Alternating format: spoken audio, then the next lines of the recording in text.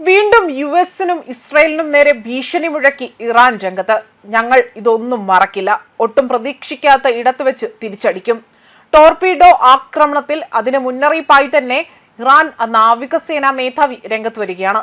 ഇറാന്റെ തിരിച്ചടി പരമ്പരാഗത യുദ്ധഭൂമിക്കും അതിനപ്പുറത്തേക്കും വ്യാപിപ്പിച്ചേക്കുമെന്ന സൂചനയാണ് ഇപ്പോൾ നേവി മേധാവിയുടെ വാക്കുകളിൽ നിന്നും ശ്രദ്ധേയമാകുന്നത്.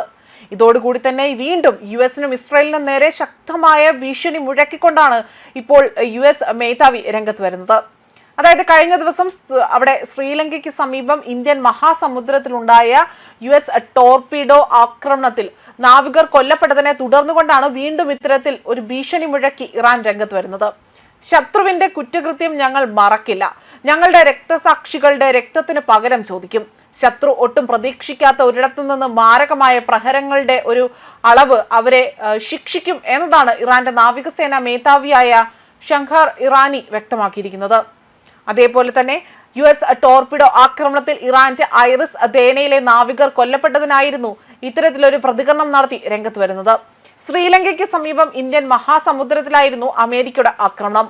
ഇന്ത്യയിൽ നടന്ന നാവിക അഭ്യാസത്തിന് ശേഷം മടങ്ങുകയായിരുന്ന ഇറാനിയൻ നാവികസേനയുടെ ധേന എന്ന യുദ്ധക്കപ്പലാണ് മാർച്ച് 4-ന് ശ്രീലങ്കയിലെ ഗാലിന് ഏകദേശം 40 നോട്ടിക്കൽ മൈൽ അകലെ വെച്ചുകൊണ്ട് അമേരിക്കയുടെ ആക്രമണത്തിന് ഇരയാകുന്നത്. 104 നാവികരാണ് ആക്രമണത്തിൽ കൊല്ലപ്പെട്ടത് എന്നതാണ് ഔദ്യോഗിക റിപ്പോർട്ടുകൾ. ഇതിൽ 87 മൃതദേഹങ്ങൾ കണ്ടെടുത്തതായി തന്നെ സൂചിപ്പിക്കുന്നുണ്ട്. 32 നാവികരെ രക്ഷപ്പെടുത്തുകയും ചെയ്തു. രണ്ടാം ലോക മഹായുദ്ധത്തിന് ശേഷം ഇത് ആദ്യമായിട്ടാണ് ടോർപിഡോ ഉപയോഗിച്ചുകൊണ്ട് ഒരു കപ്പൽ മുക്കിയത് എന്നതായിരുന്നു അമേരിക്കൻ പ്രതിരോധ സെക്രട്ടറിയായ പീറ്റ് ഹെക്സത്ത് ആക്രമണത്തിന്റെ ഉത്തരവാദിത്തം ഏറ്റെടുത്തുകൊണ്ട് വ്യക്തമാക്കിയതും. ആക്രമണം ആഗോളതലത്തിൽ വലിയ രോഷത്തിനും അതുപോലെ പ്രതിഷേധത്തിനും കാരണമായിട്ടുണ്ട്. അതേസമയം ഇറാന്റെ തിരിച്ചടി അത് പരമ്പരാഗത യുദ്ധ മികവുകൾക്കും അപ്പുറത്തേക്ക് അത് വ്യാപിപ്പിച്ചേക്കാമെന്ന സൂചനയാണ് ഇപ്പോൾ നേവി മേധാവിയുടെ വാക്കുകളിൽ നിന്നും വ്യക്തമാകുന്നത്. എന്നാൽ യുദ്ധം ഉടൻ അവസാനിക്കില്ല.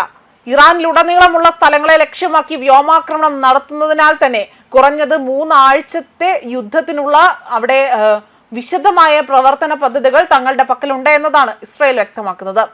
ഗൾഫ് രാജ്യങ്ങൾക്ക് നേരെ ഡ്രോൺ ആക്രമണത്തിലൂടെ തന്നെ ടെഹ്റാൻ പ്രതികരിക്കുകയും ദുബായ് വിമാനത്താവളം താൽക്കാലികമായി തന്നെ അടച്ചുപൂട്ടേണ്ട ഗതിയിലേക്കും വരികയും യുണൈറ്റഡ് അറബ് എമിറേറ്റ്സിലെ ഒരു പ്രധാന എണ്ണ കേന്ദ്രം ആക്രമിക്കുകയും ചെയ്തു എന്ന വാർത്തകൾ കഴിഞ്ഞ ദിവസം പുലർച്ചെയാണ് ഇവിടെ റിപ്പോർട്ട് ചെയ്യപ്പെടുന്നത്. ഇറാനുമായുള്ള യുഎസ് ഇസ്രായേൽ സംഘർഷം അതിപ്പോൾ 3-ാം ആഴ്ചയിലേക്ക് കടന്നിരിക്കുകയാണ്. വ്യാപകമായ ഒരു അവസാനവും ഇതിന് കാണുന്നില്ല എന്നും ലോകത്തിലെ എണ്ണയുടെയും അതേപോലെ തന്നെ പ്രകൃതിവാതകത്തിന്റെയും ഏകദേശം 20% സുപ്രധാന പാതയായ ഹോർമൂസ് കടലിടുക്കിലേക്കുള്ള ഷിപ്പിംഗ് ഈ പോരാട്ടം തടസ്സപ്പെടുത്തുകയാണ് ചെയ്യുന്നത്. എണ്ണ വിലയാകട്ടെ ബാരലിന് $100 മുകളിൽ എത്തുകയും ആഗോള പണപ്പെരുപ്പം അവിടെ വലിയ രീതിയിൽ കുതിക്കുന്ന ഒരു ആശങ്കയും ഇവിടെ ഉയർത്തുകയും ചെയ്യുന്നുണ്ട്. ന്യൂസ് ഡെസ്ക് കർമ്മ ന്യൂസ്.